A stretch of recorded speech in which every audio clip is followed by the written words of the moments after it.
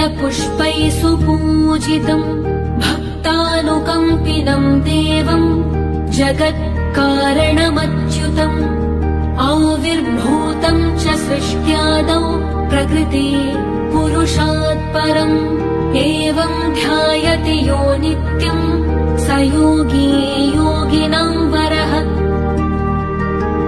नमो व्रातपतये नमो गणपतये नमः प्रमथपतये नमस्ते अस्तु लम्बोदरायैकदन्ताय विघ्ननाशिने शिवसुताय श्रीवरदमूर्तये नमो